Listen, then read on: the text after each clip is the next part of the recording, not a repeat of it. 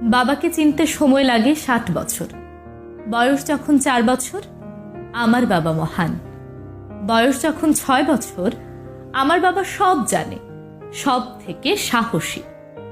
বয়স যখন ১০ বছর, আমার বাবা ভালো কিন্তু একটু রাগী।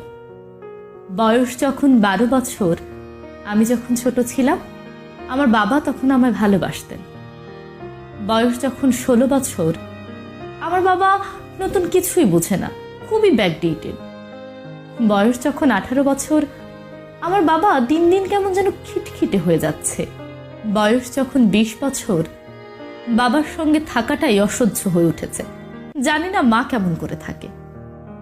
বয়স যখন ২৫ বছর, আমার বাবা সব কিছুতে মানা করে, কবে যে বুঝবে কে জানে। বয়স যখন ৩০ বছর, আমার ছোট ছেলেটাকে সামলানো মুশকিল হয়ে পড়েছে।